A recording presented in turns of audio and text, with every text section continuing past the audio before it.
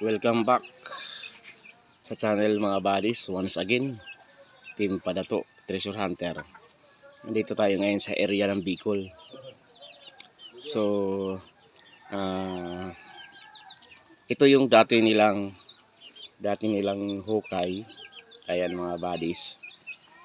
Ayan, so yung site nito, yung may-ari nito, humingi sa atin ng tulong na invite tayo sa lugar nila na para sila matulungan. So yung area na yan, gumuho yan. Supposed to be dahil sa tambak na palibot sa kanila na hindi nila nakakuha yung sukat nung backfield na sukat nung ginawa dito ng Imperial Army. So ang sukat dito ay 6 by 6 meters ang lawak ng layout dito. So ngayon dito tayo sa tabi bumira, nakuha natin yung kabahaging sukat. Kung makikita nyo yan yung bahaging nabiak, kasama yan sa tambak.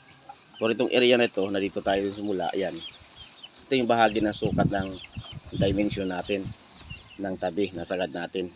Yung paligid na yan, ayan, ay yung sukat pa na iba na hindi pa doon sa sukat ng backfield na hukay dati na butas.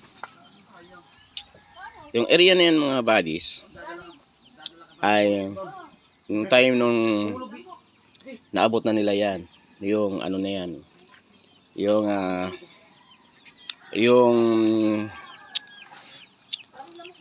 dyan sa ilalim na yan, ang mga buddies, dyan nilang mayroon sila dyan nakuhang mga HTM na mga naka-box type na HTM na yun. So meaning, ibig sabihin naka-center sila, naka-opening.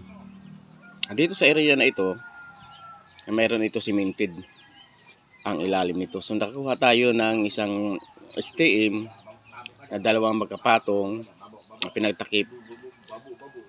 Ang gitna is cemented na itim, meaning yung alkitran pinagtagpo, box type.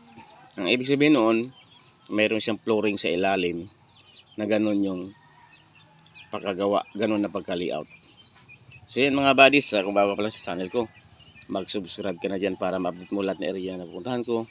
Team Padato, Treasure Hunter. God bless you or thank you for watching. Ayan po yung butas natin. Ayan. So nandito tayo. So